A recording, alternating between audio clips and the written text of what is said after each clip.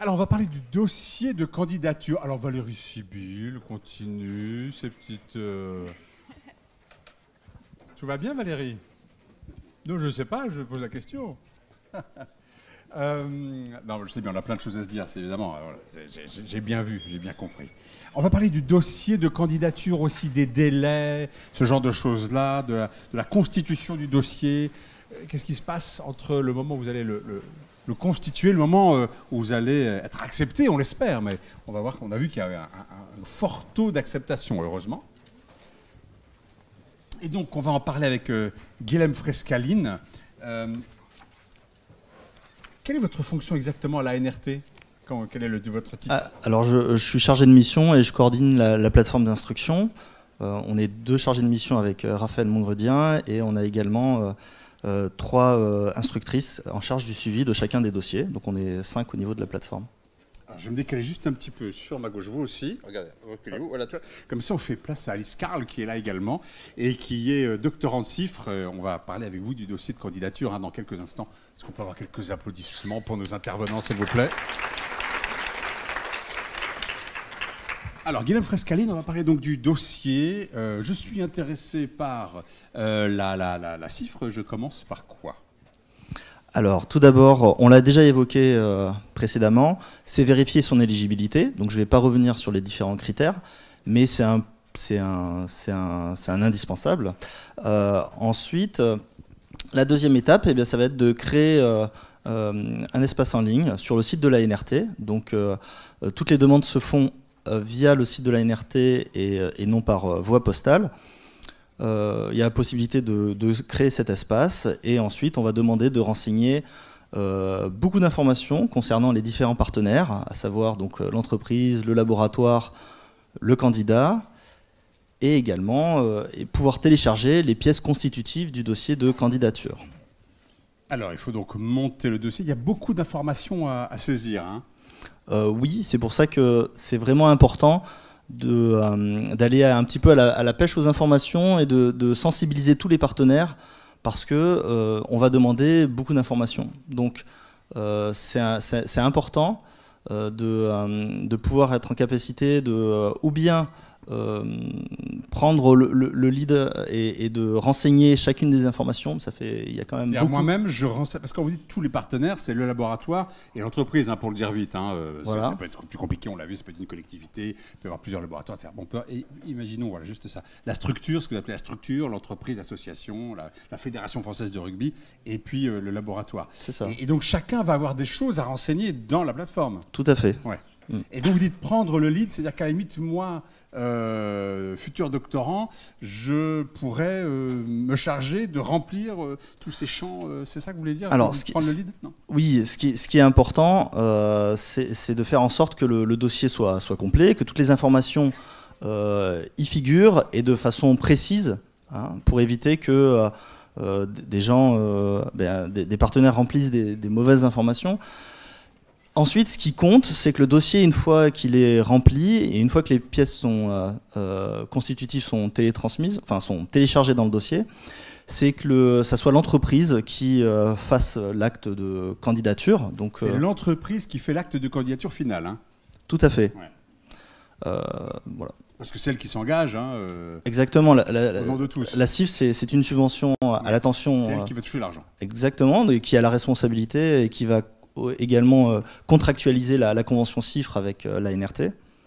Donc c'est à elle de finaliser l'acte de candidature, même si on peut ponctuellement, au cas par cas, avoir une implication plus importante du candidat ou du laboratoire ou de la structure de valorisation, on le sait. Alors il y a différents éléments à fournir, par exemple un CV, bon mais ça j'imagine qu'on en a tous, des lettres d'engagement. Qu'est-ce que c'est qu'une lettre d'engagement?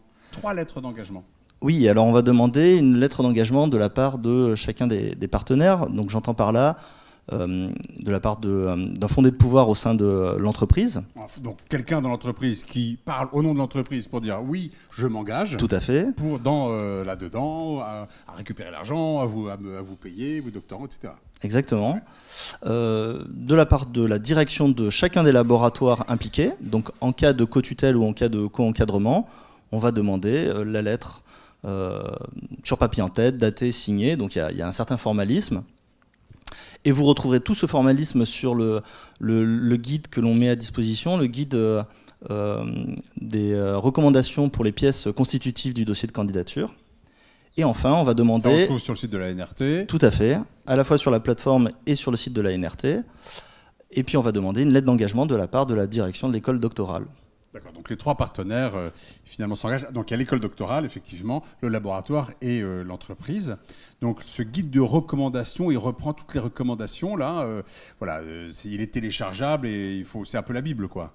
Oui, alors l'avantage c'est qu'on peut effectivement le télécharger et on peut ensuite le faire circuler entre chacun des partenaires pour que tout le monde soit au fait de nos attentes.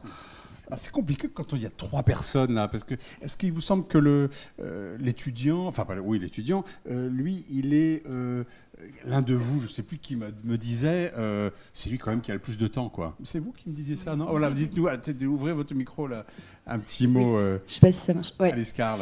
Oui, justement, dans la constitution du dossier, c'est vrai qu'entre le directeur de thèse et le directeur en entreprise, c'est le doctorant qui a le plus de temps. Donc c'est aussi logique que ce soit lui qui s'implique, au-delà de l'évidence même que c'est sa thèse. Donc c'est plus raisonnable qu'il s'implique dedans. Voilà, qui s'implique et qui disent, voilà, est-ce que vous avez bien pensé à ceci, à cela? Attention, je vous rappelle tel délai. Prendre un peu le lead, quoi, finalement. Oui, enfin, moi je le conseille. Ouais, c'est ça. Vous conseillez aussi, c'est comme ça que ça se passe, Guillaume Frescaille? En tout cas, je recommande qu'il s'implique fortement et qu'il se renseigne. Voilà. Ensuite, en fonction de certaines structures, parfois, certaines structures qui sont particulièrement familières avec les tests chiffres...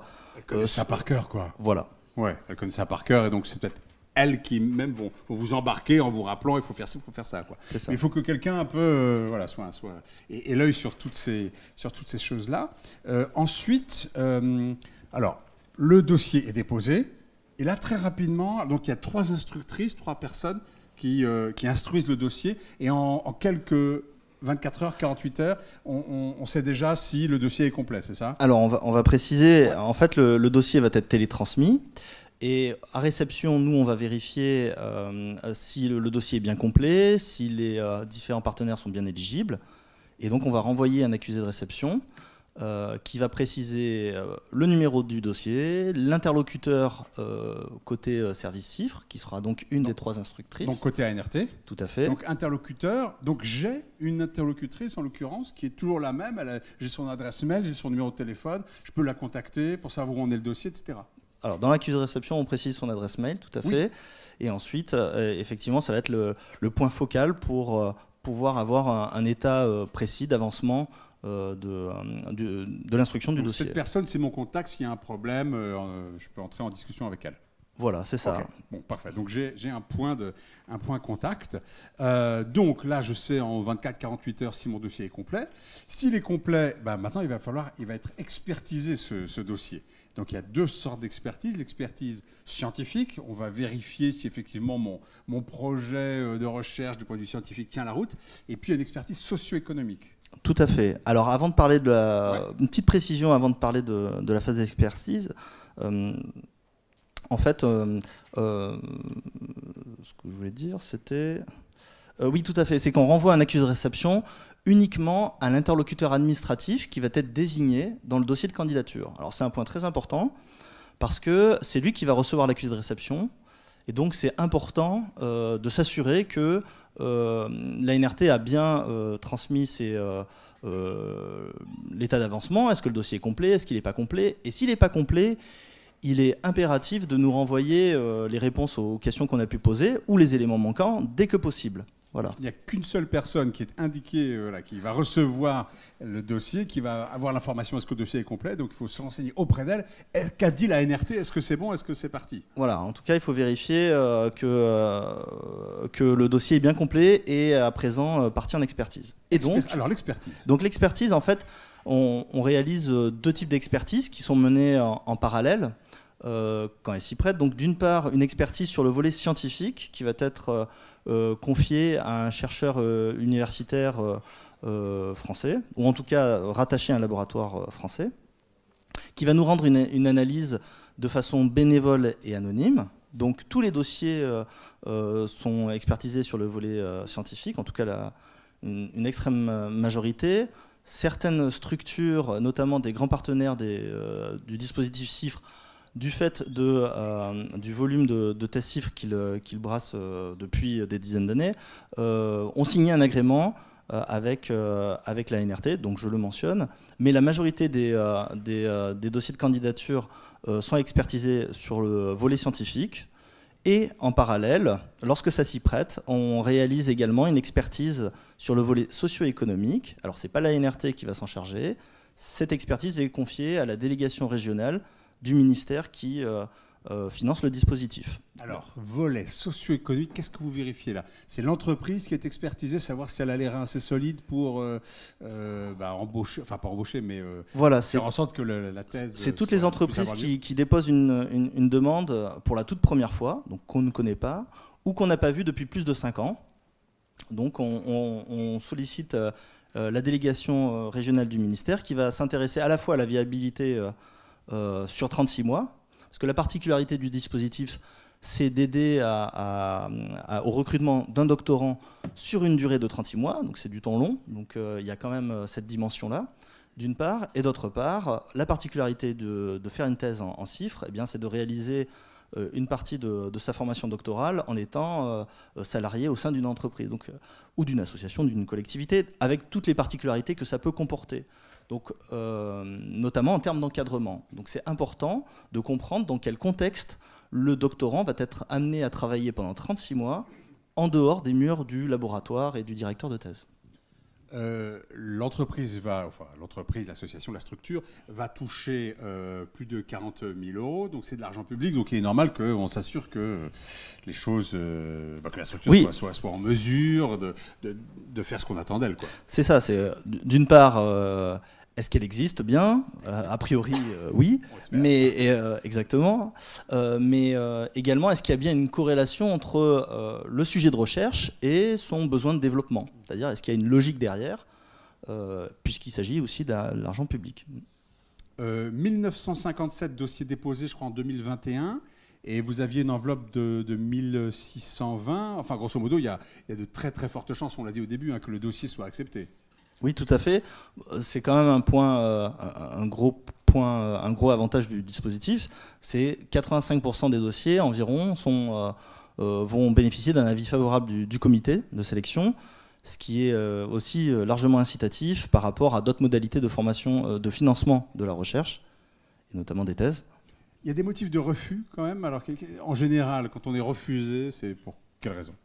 Alors, pour que le dossier soit refusé, tout d'abord, à réception des différentes expertises, eh bien, il y a un comité d'évaluation et de suivi qui va prendre connaissance de ces expertises. Donc c'est vraiment une décision du comité.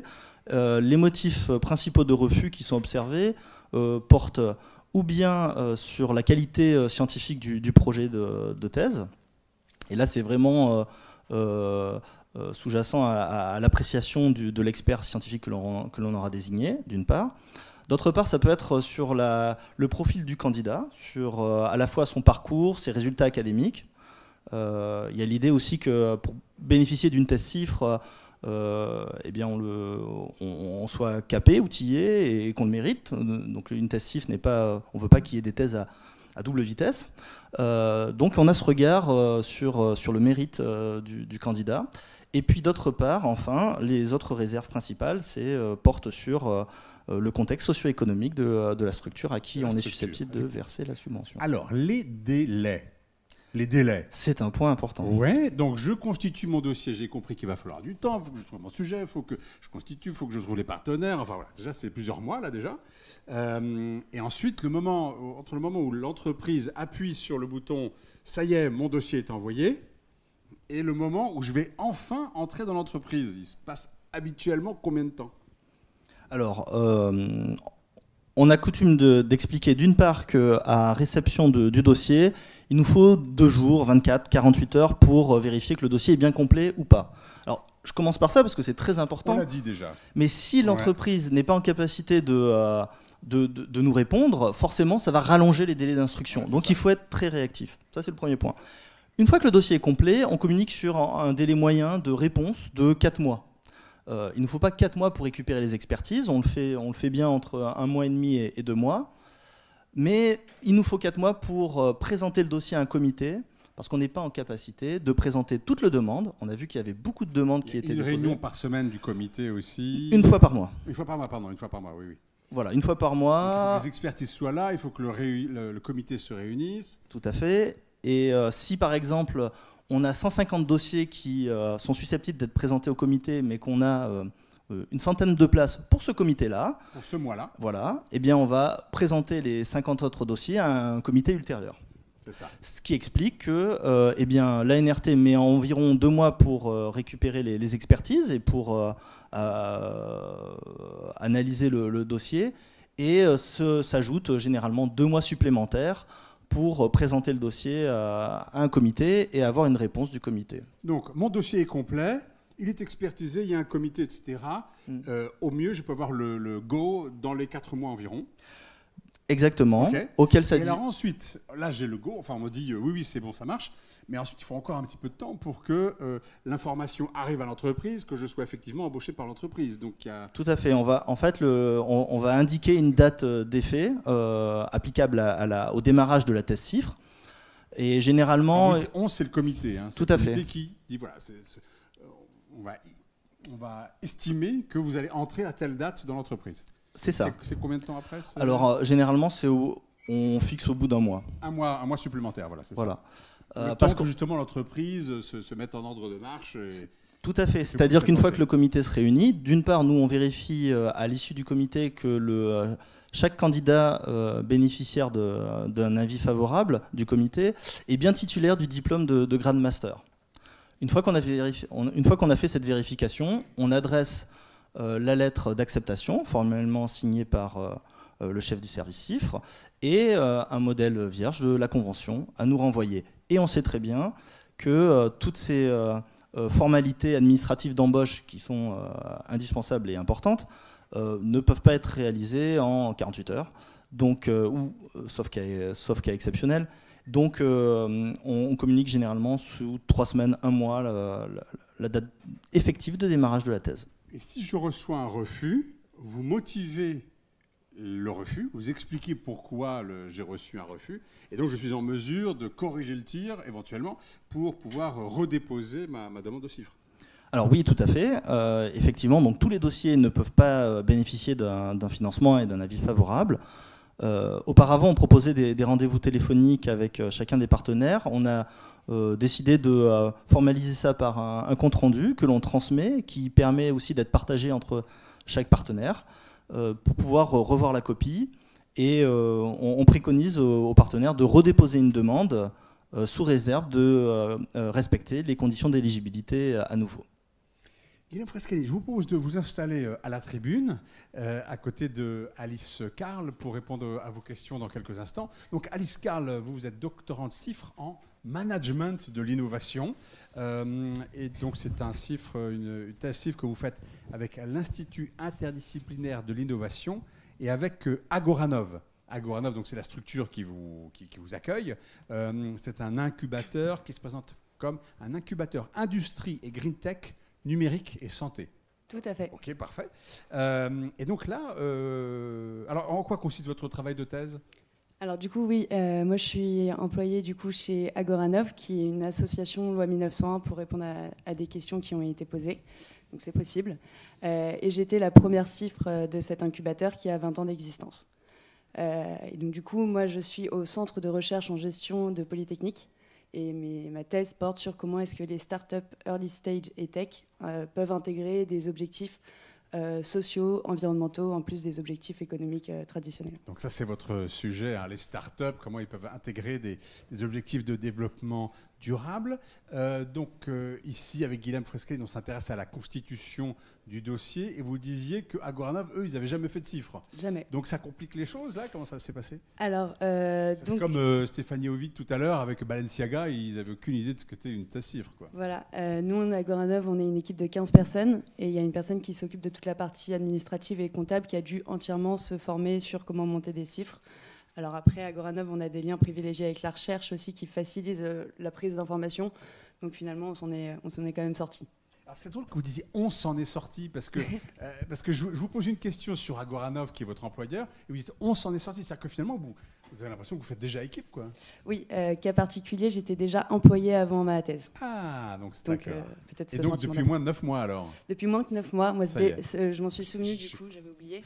Mais ce délai-là, moi, m'avait aidé du coup à accélérer les process pour dire on va arriver au bout des 9 mois, donc là, il faut mettre les choses en place. Parce que là, il faut déposer le dossier avant les 9 mois révolus. Quoi, voilà. Ok, j'ai compris. Donc c'est compliqué ce dossier, les lettres d'engagement. Vous étiez familière avec ces demandes Voilà. Cas particulier aussi peut-être, moi, j'avais pas prévu initialement de faire de thèse. Et donc du coup, quand je m'y suis intéressée, quand j'ai trouvé un sujet sur lequel j'avais vraiment envie de m'engager, il a fallu découvrir tout le monde académique et comprendre ce qu'on attendait par la lettre du directeur de thèse, la directeur du laboratoire, le directeur de l'école doctorale. Ça, c'est une lettre d'engagement, ça. Voilà, il y a plein de lettres qu'on doit récupérer. Donc, du coup, vraiment identifier les autres acteurs et là-dessus, du coup, vraiment s'appuyer sur son directeur de thèse et d'autres doctorants qui sont aussi passés par là. C'est qu'il faut la lettre de la direction du laboratoire. Voilà. Donc il faut motiver le directeur de thèse pour que lui-même aille faire la demande Tout à fait. au directeur du laboratoire, etc. Donc chacun a des rôles et des tas de choses à faire. Quoi. Voilà. Bon, c'est ça. Et du coup, vous disiez que... qui est-ce qui a un peu piloté l'ensemble là, dans les trois Alors, dans mon cas... Qu'est-ce qui coordonnait ? Vous disiez, c'est vous qui aviez le plus de temps. Voilà, donc c'est moi qui avais le plus de temps et c'est ma thèse, donc j'avais vraiment envie de prendre un peu le lead là-dessus et du coup rédiger le dossier de thèse. En fait, ce dossier-là, il est très structurant et il va vraiment accompagner toute la thèse parce qu'on va souvent s'y référer pour avoir un peu la vue d'ensemble de la thèse. Et donc du coup, mais c'est quand même une relation tripartite, donc il faut toujours s'assurer que le directeur de thèse est bien dans la boucle, le directeur côté entreprise a aussi toutes les infos nécessaires. Et il y avait un petit point que vous vouliez faire éventuellement sur le salaire et l'éventuelle possibilité de le négocier. Voilà, moi c'est vrai que c'est un sujet qui revient chez beaucoup de doctorants, d'amis doctorants, et c'est vrai que c'est au moment de la constitution du dossier qu'on peut négocier son salaire. Et là-dessus aussi, on peut être aidé par le directeur de thèse. Enfin, en tout cas, mon directeur de thèse aide tous ces doctorants là-dessus.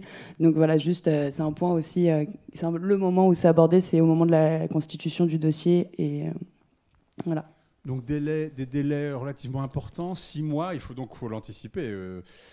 6 mois le plus tôt possible, en fait. Voilà. Moi, je m'y suis pris aussi assez tôt, mais j'étais déjà dans l'entreprise aussi. Donc c'était comprendre surtout le monde académique. Et ensuite, moi, dans mon cas, j'ai déposé en 2020, donc peut-être année particulière, mais j'ai déposé en avril. Et le moment où l'entreprise a reçu la confirmation de la cifre, etc., c'était en octobre. Donc ça fait 6 mois. Voilà. Hein, contrairement aux 3 mois dont parlait Guilhem c'est mon expérience. Frescaline, mais c'est parce que... Mais 2020. Non, pardon, aux 4 mois. Donc, 4 mois en moyenne. Oui, en moyenne. Ah voilà, vous êtes prévenus. Hein. Et puis, y compris par temps de Covid, 4 mois en moyenne Oui, tout à fait. Oh, d'accord, vous avez réussi à tenir les... Bon, bravo. Très bien. Donc, oui, donc vous avez écrit des articles là déjà. Oui. Vous avez publié des articles, donc c'est ça. Alors que vous êtes... c'est fini comment est-ce que se passe votre... Vous êtes en quelle année là ? Là, je suis en 2e année. Oui, c'est ça. Et donc, du coup, j'ai déjà rédigé et participé à des conférences et rédigé des articles, du coup, oui, dans le cadre de ma première année. D'accord. Donc, ça se passe bien. Ça se passe très bien. Vous avez connu les périodes difficiles dont on a parlé ou... Oui, bien sûr. Ah, d'accord. Donc, normal. Est-ce qu'on a certains... Est-ce que vous avez pu avoir l'impression que l'entreprise voulait, en l'occurrence Agoranov, voulait vous donner des missions et vous faire beaucoup travailler au détriment du laboratoire qui est peut-être un peu plus loin, etc. Ou le contraire, que le laboratoire vous poussait. Enfin, il y a un équilibre à trouver là dans les travaux qu'on vous demande d'un côté et de l'autre. Complètement. Donc dans la constitution du dossier, on se rend compte petit à petit en fait des intérêts de chacun. Agoranov ayant plus d'intérêt que je passe le plus de temps chez Agoranov, Polytechnique et voulant que je sois le plus possible au labo, et en tant que doctorant, on essaye de se positionner sur un 50-50. Moi, dans mon cas, la première année, c'était plus un 70-30, et là, par exemple, je suis passée le mois dernier à 100% sur ma thèse. Ah oui. Donc j'ai quitté... Quand vous dites 70-30, c'est quoi 70 quoi 70 entreprises, 30 au labo. D'accord. Et maintenant, je suis à 100% sur ma thèse, c'est-à-dire que j'ai lâché toutes mes missions opérationnelles. D'accord, parce que c'est ça qu'il faut expliquer. Effectivement, quand vous faites une thèse CIFRE, bien sûr, vous travaillez sur votre thèse, mais la structure qui vous accueille peut aussi vous confier des missions supplémentaires qui ne sont pas directement liées à votre thèse. Voilà, moi je m'y retrouvais quand même parce que je trouvais ça nécessaire pour vraiment comprendre le terrain, d'être au contact des entrepreneurs et donc... Les entrepreneurs de chez Agoranov. Voilà, donc les missions opérationnelles servaient ma thèse complètement à 100%. Mais c'est vrai que la thèse, c'est aussi de la lecture, de la rédaction, de participation aux conférences qui sont difficilement compatibles avec le rythme que j'avais en première année. Pour ça qu'il y a eu ce passage à 100% là qui va rester jusqu'à la fin de ma thèse. Ah, il y avait Madame Carlier, vous êtes toujours là avec nous ? Elle est partie, d'accord. Je crois qu'elle m'avait dit, parce que c'était chez Renault, si je ne me trompe pas, et elle m'avait dit qu'elle était à 100%. À Renault, quand on est en thèse CIFRE, on est à 100% sur sa thèse. Et donc, il n'y a pas cette ouverture, finalement. Voilà, c'est dommage, quand même. Oui, Guilhem Frescani. Oui, c'est important de préciser que s'il y a des missions opérationnelles qui viennent nourrir le terrain de recherche et l'objectif même de la thèse CIFRE, ça a du sens. Ce qu'il ne faut pas, en revanche, c'est que le doctorant soit capté par des missions complètement décorrélées de son projet de recherche, puisque c'est l'origine même l'essence même de la thèse CIFRE. Et s'il peut, par exemple, intervenir comme aujourd'hui pour parler du CIFRE ou représenter son entreprise ponctuellement sur un forum, sur un salon, il faut quand même bien se préserver et bien se préserver de toute captation sur des missions qui ne seraient pas l'objet de la thèse, puisque le doctorant, on le répète, doit se consacrer quasi exclusivement à son projet de thèse. Quelques questions, réactions.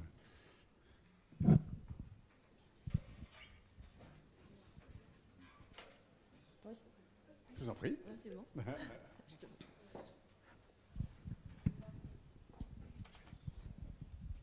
Bonjour, j'ai une question au sujet de la convention entre l'ANR et l'employeur, entre l'employeur et les labos. Donc j'ai bien compris, il y a une convention type entre l'ANR et l'employeur, c'est ça, qui ne peut pas être négociée, c'est ça qu'il faut utiliser.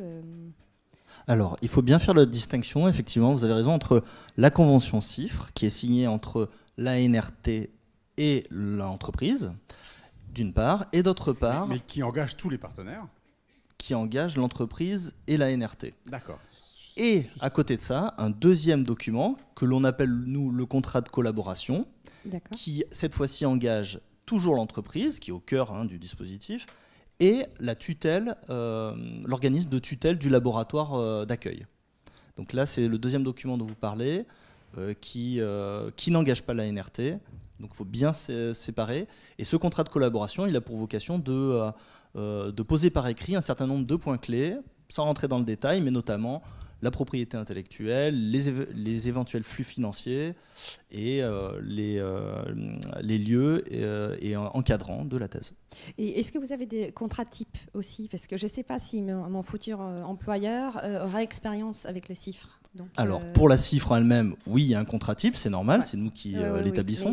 Pour les contrats de collaboration, en revanche, non, nous n'avons pas de contrat type dans la mesure où nous ne sommes pas signataires de ce contrat. Donc moi, je préconise toujours de se rapprocher de la tutelle du laboratoire pour envisager avec eux si eux, ils ont un modèle type qui sera peut-être plus facilement adaptable, charge à l'entreprise ensuite de l'amender. Voilà. Et est-ce que vous avez de l'expérience, dernière question, que ça soit difficile en fait les négociations entre l'employeur et les labos? Moi, j'ai déjà 8 ans d'expérience, je travaillais dans le domaine commercial et ça peut être très très long en fait de négocier des contrats. Est-ce que c'est le cas en fait dans les... Alors, oui, l'établissement d'un contrat de collaboration prend du temps.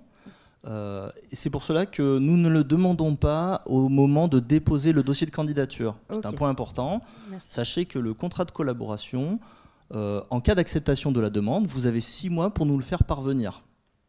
Donc, en fait, au moment de déposer un dossier, il faut en parler.